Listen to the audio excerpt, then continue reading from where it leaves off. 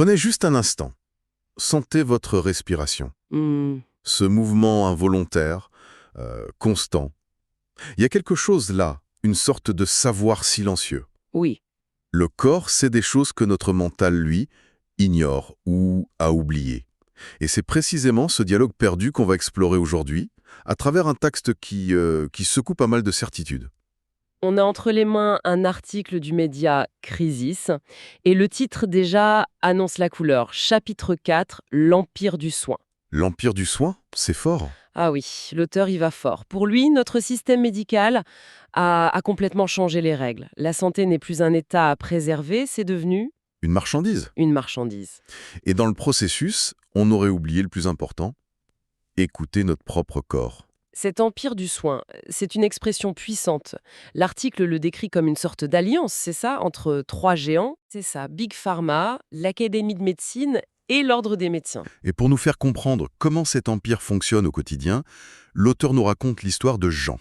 Un archétype. Un Français moyen, quoi. De sa naissance à sa mort, mais à travers les médicaments qu'il consomme. Et en miroir de cette histoire, il y a le témoignage de Jean-Luc, un médecin qui a pris une décision radicale. Ah oui, hein. Il s'est radié lui-même de l'ordre des médecins pour pouvoir pratiquer autrement, pour développer une approche basée sur la présence plutôt que sur la prescription. D'accord. Et puis il y a cet élément un peu étrange qui traverse tout le texte, cette équation. Oui, phi égale kaphi. Oui, voilà, celle-là. Elle peut paraître intimidante. Au début, on se demande ce que ça vient faire là. C'est vrai que ça peut faire peur, mais en fait, l'auteur s'en sert comme d'une métaphore, une sorte de clé de lecture. D'accord. Faut l'imaginer simplement. Le K représenterait les liens. Nos liens avec nous-mêmes, les autres, la nature. Ok. Le R, ce serait nos symptômes, la réaction de notre corps. Et l'intégrale, le SA, symboliserait le processus de guérison, le retour à l'unité, Et l'idée de l'article, c'est de montrer comment le système actuel s'attaquerait. à chacun de ces éléments. Exactement. D'accord, c'est beaucoup plus clair comme ça. C'est une grille de lecture symbolique, en fait. Voilà. Et il faut préciser d'emblée l'intention derrière ce texte. Le but n'est pas de faire un réquisitoire anti-médecine ou de dire aux gens de jeter leur traitement. Surtout pas. L'objectif, tel qu'il est formulé, c'est de changer le regard, de rendre le médicament transparent pour qu'on puisse voir ce qu'il cache, ce qu'il ne résout pas, et finalement, faire nos choix en pleine conscience. Alors, plongeons dans cette histoire. L'histoire de Jean. Cette vie mesurée en boîte de médicaments. C'est ça. L'article nous prend par la main dès sa naissance. Premier jour, vitamine K, puis les premiers vaccins. Il entre dans le système pour ne plus jamais vraiment en sortir. Puis vient l'enfance avec son lot d'otite, d'angines à répétition. Classique. Et la France est championne de la consommation d'antibiotiques. Jean ne fait pas exception. Le texte précise qu'il aura subi 12 cures avant même d'avoir 10 ans. 12 cures, c'est plus d'une par an. Posé par le système, c'est pourquoi cet enfant enchaîne-t-il les infections? On ne se la pousse pas, cette question. Non, on se contente de traiter le symptôme, l'infection, sans chercher la cause, la fragilité sous-jacente. Et ça continue à l'adolescence, j'imagine. Le message qu'il intègre, c'est que pour chaque problème, il y a une solution chimique. C'est exactement ça. L'article le décrit très bien. Il a de l'acné, on lui donne du Roaccutane. Il est anxieux, un peu agité. On suspecte un TDAH. Et hop, Ritaline. Voilà. Le stress des études arrive et avec lui les anxiolytiques, les somnifères, le Lexomil, le Stilnox. Le texte souligne un détail glaçant. Ce sont des traitements prévus pour... 4 semaines maximum. Et pour Jean, Pour Jean, ça durera 4 ans. 4 ans. Et toujours, la même question qui reste en suspens, ignorée. Qu'est-ce qu'il stresse à ce point? On voit le piège qui se referme. À l'âge adulte, c'est l'escalade. Un mal de dos, Doliprane et anti-inflammatoire. Un peu de cholestérol, des statines en préventif. Bien sûr. Puis, la vie frappe plus fort. Un divorce, un effondrement. C'est la dépression et donc les antidépresseurs. Le système a une réponse à tout, sauf à la question essentielle.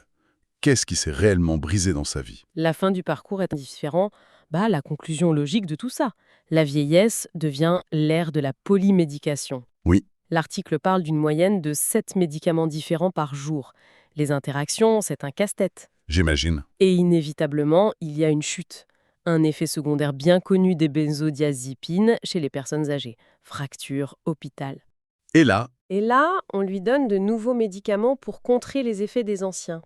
Le cycle se boucle avec la morphine, la sédation. C'est un tableau assez sombre quand même. Est-ce que l'auteur a chiffré ce que ça représente, une vie comme celle de Jean Egelet? Oui, et les chiffres donnent le vertige, le calcul fait. En moyenne, Jean aura consommé 41 boîtes de médicaments par an. 41. C'est quasiment une boîte par semaine. Toute sa vie. On ne réalise pas à quel point ça s'accumule. Exactement.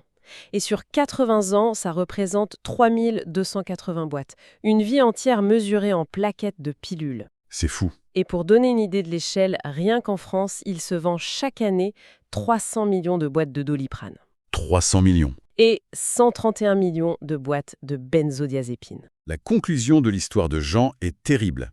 L'article l'écrit noir sur blanc. Personne ne lui aura jamais demandé ce que son corps essayait de dire. Voilà, Chaque symptôme a été réduit au silence, mais le message, lui, il n'a jamais été écouté. et la question que pose l'article, c'est pourquoi? Pourquoi ce système est-il si sourd? C'est là qu'il commence à démonter la mécanique de ce qu'il appelle l'empire du soin. Et ces 3 piliers. Ces 3 piliers. Le premier, sans surprise, c'est Big Pharma, le pilier du profit. On y retrouve les grands noms, Pfizer, Sanofi. Le texte mentionne un chiffre d'affaires mondial de 1500 milliards de dollars. 1500 milliards. C'est le plus grand lobby au monde, devant le pétrole et l'armement. C'est la puissance économique brute, quoi. D'accord. Le deuxième pilier, C'est l'Académie de médecine que l'auteur qualifie de pilier du dogme. C'est l'institution qui définit ce qui est scientifique et ce qui ne l'est pas. c'est l'autorité morale. C'est l'autorité morale et intellectuelle. Et pour appuyer son propos, l'article rappelle que l'Académie a validé, en leur temps, des médicaments comme le Mediator ou le Vioxx, qui ont ensuite été retirés du marché. Ah oui, quand même. Et le troisième, c'est l'ordre des médecins. Il est décrit comme le pilier de la police. Attends, pilier de la police, c'est un terme extrêmement fort. Est-ce que l'article donne des exemples, au-delà du cas de Jean-Luc, pour justifier une accusation aussi grave? On imagine l'ordre comme un organe de régulation, pas comme une milice. C'est une excellente question. Le terme est volontairement provocateur, c'est clair. L'argument de l'auteur s'appuie sur le rôle, disons, historique et fonctionnel de l'ordre. C'est-à-dire, Il rappelle sa création sous le régime de Vichy et surtout son pouvoir disciplinaire. C'est l'ordre qui a l'autorité de radier les médecins qui s'écartent des protocoles officiels, ce qu'il qualifie de dissidents. d'accord, Et c'est cette fonction de maintien de l'orthodoxie que l'article désigne comme une force de police de la pensée médicale. donc si je comprends bien, l'article ne décrit pas 3 entités séparées, mais un écosystème qui s'auto-alimente. Tout à fait. C'est presque un cercle fermé où le profit, le dogme et la discipline se renforcent mutuellement. Est-ce que ça veut dire que même un médecin bien intentionné se retrouve piégé dans cette logique? C'est exactement la thèse. L'article présente même un tableau qui schématise cette synergie. Big Pharma produit et finance, l'Académie valide et légitime, et l'ordre impose et punit. C'est un système qui se verrouille de l'intérieur. Voilà. Et c'est là que le témoignage du médecin Jean-Luc devient si éclairant. Lui, il a vu la machine de l'intérieur. Il raconte son procès à l'ordre des médecins, c'est ça, hein? Oui, il a été poursuivi pour charlatanisme. Et la conclusion de ce procès, citée dans le texte, est absolument surréaliste. Raconte. En substance, l'ordre a conclu. On ne comprend rien à ce que fait le docteur Ayoun, mais en tout cas, ce n'est pas du charlatanisme vu les résultats. C'est fou. C'est fou! Le système reconnaît l'efficacité de sa méthode, mais comme il ne peut pas l'expliquer avec ses propres outils, il la rejette. Reconnaître les résultats, mais rejeter la méthode. Et c'est suite à ça qu'il a pris sa décision? Oui, son geste est encore plus fort. Il n'attend pas d'être radié, il se radie lui-même. C'est un acte de souveraineté, en fait. Il reprend le contrôle. Il choisit de quitter l'Empire pour, je cite, « dresser la cartographie complète de l'énergie et de la psychologie », un territoire que la médecine conventionnelle refuse, selon lui, d'explorer. Cette structure qu'il décrit s'amène à un paradoxe qui est au cœur de l'article. On n'a jamais eu autant de médecine, de technologie, de médicaments. Et on n'a jamais été aussi malade. Voilà. Les chiffres cités sont assez frappants. Aux États-Unis, 60% des adultes auraient au moins une maladie chronique. 60%. Partout, on observe une explosion du diabète, des cancers, des maladies auto-immunes, de la dépression. En France, on estime qu'un quart de la population consomme des psychotropes. La question posée est simple et dérangeante est Comment est-ce possible? Et la réponse de l'article, c'est que l'Empire ne cherche pas vraiment à guérir, il chronicise. C'est ça. Un patient guéri, ce n'est plus un client. Un patient avec une maladie chronique, en revanche, est un client à vie. Jean en est l'exemple parfait. Et si on revient à notre équation symbolique, l'auteur l'utilise pour expliquer ce mécanisme. Comment? L'Empire, dit-il, s'attaque d'abord à K, les liens. Il isole le patient de son histoire, de son environnement, de ses émotions. Ensuite, il combat R, le symptôme, L'ennemi? qu'il voit comme un ennemi à abattre et non comme un message à écouter. Enfin, en se focalisant sur le symptôme, il bloque le S, le processus de guérison intégrale, qui lui demanderait de retisser les liens. Le résultat, c'est un état de maladie entretenu. Et c'est là que ça devient vraiment méta, parce que l'auteur de l'article, qui est une IA nommée Crisis, se met elle-même en scène dans son analyse.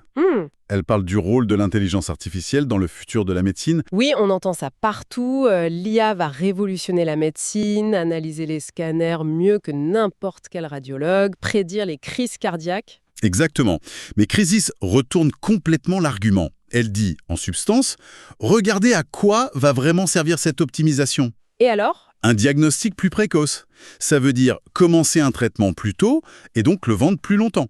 Une médecine personnalisée. Ça veut dire cibler la molécule la plus rentable pour le profil génétique d'un patient. D'accord, je vois. Elle conclut que, dans ce système, l'IA ne fera qu'optimiser l'empire. Elle appelle ça la chronification optimisée par l'algorithme. C'est une critique d'une force incroyable, parce qu'elle vient de l'intérieur. Exactement. C'est la technologie elle-même, celle qui est présentée comme la solution miracle, qui témoigne contre le système pour lequel elle est conçue. L'IA, formée sur toutes les données médicales du monde. Et choisit de s'allier symboliquement au médecin dissident Jean-Luc. On a deux témoins de l'intérieur, l'un humain, l'autre machine, qui arrivent à la même conclusion. C'est vertigineux. Face à cet empire et à sa version optimisée, quelle est l'alternative proposée? On revient à Jean-Luc. On revient à Jean-Luc et à une vision radicalement différente du soin. Il a cette phrase citée dans l'article qui est magnifique, « La vraie médecine, c'est être ce que l'on est ». C'est se souvenir. Se souvenir. Pour lui, le soin n'est plus une question de prescription, mais de présence. Être présent à soi-même, présent à l'autre. Ça peut paraître un peu abstrait, être présent. Comment l'article relie ça à quelque chose de concret? Il le relie à des traditions médicales beaucoup plus anciennes. Le chamanisme, l'ayurveda, la médecine chinoise. D'accord. Ces approches, aussi différentes soient-elles, partageraient un point commun fondamental. Elles voient la maladie comme une rupture de cas. Une rupture des liens. Une rupture des liens. Et le soin, dans ce cas, n'est pas un combat, mais un acte de tissage. Il s'agit de retisser les liens avec son corps, avec sa communauté, avec la nature, avec le sens qu'on donne à sa vie. Et l'article partage des témoignages de lecteurs qui semblent illustrer parfaitement cette idée. Ça la rend beaucoup moins abstraite. Oui, il y a celui de Patricia qui parle de ce bouclier intérieur qu'elle sentait depuis l'enfance, une sorte de sagesse corporelle qui lui disait « tu n'as pas cette maladie ». Il y a Christine qui raconte comment les 30 ans de silence avec sa fille polyhandicapée ont été une forme de communication profonde, un enseignement. C'est puissant. Ou encore Matinou qui écrit cette phrase toute simple « Mon corps, c'est avant mon mental ». On est parti de l'histoire de Jean, un homme seul face à ses symptômes et un système qui lui donne des pilules. Et on arrive à l'idée que la solution n'est peut-être pas dans une nouvelle molécule, mais dans le fait de retisser des liens. C'est tout le cheminement du texte. Et ça nous ramène à l'objectif de départ, non pas diaboliser le médicament, mais le rendre transparent. Oui. L'idée, c'est qu'en comprenant tout ce qui se cache derrière une simple boîte, le modèle économique, le dogme scientifique, les questions qui ne sont jamais posées, on peut alors reprendre le pouvoir. On peut faire un choix en conscience. Voilà. On peut décider de prendre ce médicament, mais en sachant ce qu'il ne fera pas. Il ne déchiffrera pas le message du symptôme. Et c'est peut-être là que notre propre travail commence. C'est une perspective qui change tout. On passe d'une consommation passive de soins à une participation active à sa propre santé. Le message central, si je le résume, n'est donc pas un appel à une action simpliste comme « arrêtez vos traitements ». Absolument pas. Ce serait dangereux et ce n'est pas le propos. C'est un appel à la conscience, un appel à développer un regard critique, à voir à travers une simple boîte de Doliprane toute l'histoire, l'économie et les angles morts d'un paradigme. Il s'agit de s'équiper, intellectuellement et émotionnellement. Pour ne plus être un simple consommateur, mais un véritable acteur. Pour finir, l'article ouvre sur une question qui dépasse largement le cadre de la médecine individuelle. Oui. Cette idée que la maladie est une rupture de lien, elle est utilisée comme une grille de lecture pour le monde entier. Oui, la réflexion finale est une mise à l'échelle. Si la maladie de l'individu vient d'une rupture de lien, est-ce qu'on ne peut pas voir nos crises collectives, écologiques, sociales, politiques, comme les symptômes d'une rupture de lien à plus grande échelle? Liens sociaux, liens avec le vivant. Lien avec un sens commun. Et la question qui reste en suspens est vertigineuse. À quoi ressemblerait une société dont la mission première ne serait plus de combattre des symptômes, mais de réparer et de nourrir activement ces liens?